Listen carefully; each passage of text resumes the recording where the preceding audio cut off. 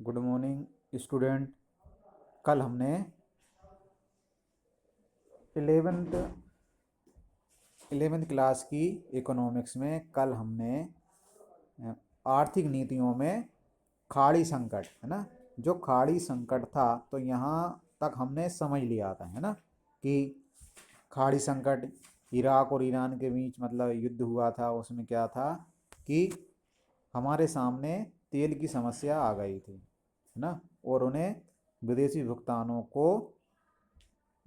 भुगतानों की समस्या भी हमारे सामने आ गई थी। तो इसके लिए हमने क्या किया था कि 47 टन सोना इंग्लैंड की सरकार को गिरवी रख के 60 करोड़ डॉलर ऋण प्राप्त किया था है ना, और उसके बाद हमने विदेशी विदेशी जो भुगतान थे उनको चुकाया था है ना।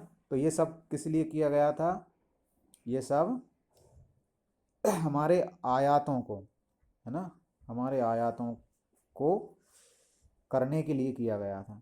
तो उसके बाद हम अब पढ़ रहे हैं राजकोषीय घाटे में वृद्धि। दूसरा है ना, यहाँ से आप पढ़ेंगे राजकोषीय घाटे में वृद्धि। तो सन 1991 की जो आर्थिक नीतियाँ थी उनका एक कारण ये भी था कि राजकोषीय घाटे में लगातार क्या हो रही थी, वृद्धि हो रही थी। तो सन 1991 है ना, 91 से पूर्व सरकार के विकास व्यय में निरंतर वृद्धि के कारण राजकोषीय घाटा बढ़ता जा रहा था है ना। तो सन 91 के पूर्व मतलब पहले क्या था, कोई विकास के कारण नहीं हो रहे थे। उसके बाद भी क्या था, निरंतर वृद्धि के कारण राजकोषीय घाटा क्या हो रहा था, बढ़ रहा था। तो अभी राजकोषीय घाटा क्या है? राजकोषीय घाटे से आज से सरकारी राजस्व प्राप्तियां मतलब जो सरकार टैक्स के माध्यम से क्या करती है, प्राप्तियां आय प्राप्त करती है, एवं अनुदान से मिली राशि से ऊपर सरकारी व्यय हो जाता है। मतलब आय कम होती है और खर्चा अधिक हो जाता है। तो इससे क्या होता है, राजकोषीय घाटा बढ़ता है।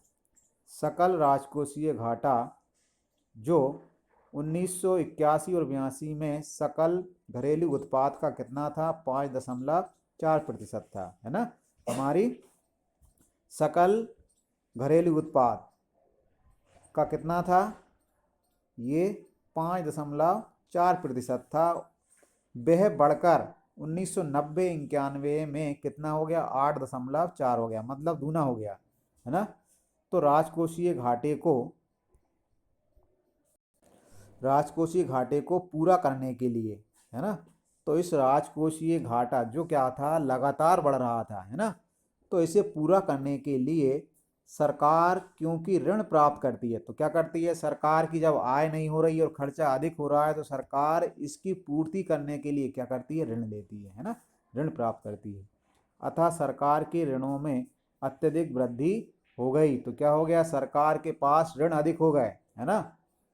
ऋणों पर दिए जाने वाला ब्याज सरकार के राजस्व का कितना हो गया, 36.4% हो गया है ना। तो सरकार क्या था कि अत्यधिक ऋण लेने के कारण क्या थी, ब्याज है ना, ब्याज के भुगतान उसे अधिक करना पड़ रहा था।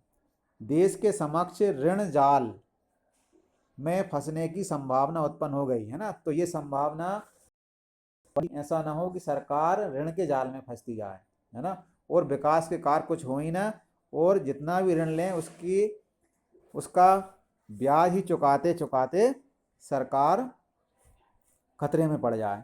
अतः सरकार के लिए आवश्यक हो गया, मतलब सरकार के लिए आवश्यक हो गया, तो अब तो क्या है, कुछ ना कुछ उपाय किए जाने आवश्यक हैं है ना, कि वह अपने गैर विकासात्मक व्यय में कटौती करके राजकोषीय घाटे में कमी करे। तो सरकार के लिए आवश्यक हो गया कि क्या किया जाना चाहिए, हमारे जो गैर विकासात्मक व्यय हैं उन्हें हमें क्या करना चाहिए, कम करना चाहिए, जिससे क्या होगा, राजकोषीय घाटे में कमी होगी है ना।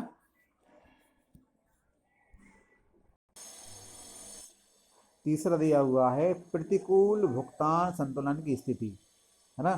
तो सरकार के सामने मतलब तीसरा कारण था प्रतिकूल भुगतान संतुलन की स्थिति। अब ये प्रतिकूल भुगतान संतुलन की स्थिति क्या है, देश के कुल निर्यातों व आयातों का अंतर भुगतान संतुलन कहलाता है ना।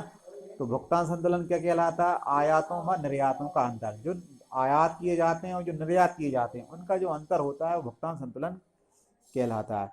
जब देश के कुल आयात, है ना, जब क्या है, देश के कुल आयात कुल निर्यातों से, है ना, कुल निर्यात मूल्य से अधिक हो जाते हैं, मतलब आयात अधिक हो जाते हैं और निर्यात कम होता है, तो भुगतान संतुलन कैसा होता है? प्रतिकूल होता है ना। तो क्या कहलाता है ये? तो भुगतान संतुलन प्रतिकूल कहलाता है। मतलब क्या है कि हम विदेशों से जब वस्तुएं अधिक मंगाते हैं, है ना, तो वो आयात कहलाता है, और हम विदेशों को सामान या वस्तुएं बेचते हैं तो वो क्या कहलाता है? निर्यात कहलाता है ना।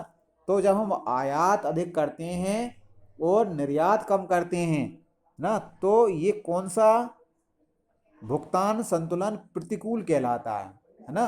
तो हमें क्या है, हमें विदेशी मुद्रा क्या है, हमें देनी पड़ती है, और हम जो सामान बेचते हैं उससे विदेशी मुद्रा प्राप्त होती है। तो हम कम सामान बेचेंगे तो हमें क्या, कम विदेशी मुद्रा प्राप्त होगी, और हम अधिक सामान खरीदेंगे दूसरे देशों से तो हमें विदेशी मुद्रा अधिक देनी पड़ेगी। तो ये क्या है, कौन सा संतुलन है? ये भुगतान संतुलन प्रतिकूल है ना, अनुकूल नहीं है। ये कौन सा है? प्रतिकूल है। हमारे आयातों व विदेशों से लिए जाने वाले ऋणों की मात्रा में निरंतर वृद्धि से 90 के दशक के प्रारंभ में भुगतान संतुलन अत्यधिक प्रतिकूल हो गए, है ना। तो क्या हुआ कि जब हमने आयात करना अधिक चालू कर दिया तो हमें विदेशी मुद्रा, है ना, हमें उन देशों को जिनसे हम सामान मंगा रहे हैं उन्हें विदेशी मुद्रा चुकाने के लिए हमें क्या लेने पड़ा? विदेशी मुद्रा में ऋण लेना पड़ा, है ना। तो हमारे क्या हो गए, ऋण 90 के दशक में क्या हो गए? अत्यधिक प्रतिकूल हो गए। भुगतान संतुलन कैसा हो गया? अत्यधिक प्रतिकूल हो गया। खाड़ी के संकट ने इस स्थिति को और क्या कर दिया? और गंभीर कर दिया, है ना, गंभीर दशा में पहुंचा दिया। जून सन 1991 में भारत के विदेशी विनिमय कोष इतने कम थे, है ना। हमारा विदेशी विनिमय कोष मतलब विदेशी मुद्रा का भंडार होता है। ये क्या होता है? विदेशी विनिमय कोष मतलब हम क्या करते हैं कि हम एक विदेशी मुद्रा का भंडार रखते हैं, जिसे विदेशी विनिमय कोष कहते हैं, है ना। इसका हम इस्तेमाल जब करते हैं जब हम किसी वस्तुओं को दूसरे देश से मंगाना होता है, मतलब आयात करते हैं, है ना। तो ये विदेशी विनिमय कोष उस समय इतने कम थे कि 10 दिनों के आयात के लिए पर्याप्त नहीं थे। मतलब हम 10 दिन तक आयात ही कर सकते थे, है ना, इतना ही हमारे पास विदेशी मुद्रा थी। अतः इस स्थिति से निपटने के लिए अंतर्राष्ट्रीय मुद्रा कोष व विश्व बैंक से ऋण लेना पड़ा। ऋण लेना क्या हो गया? आवश्यक हो गया, है ना। तो हमें क्या करना पड़ा?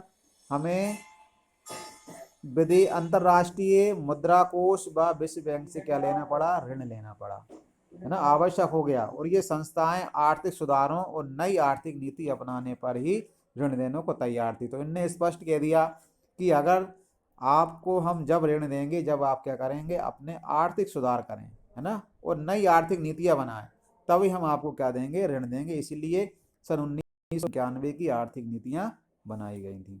ठीक है।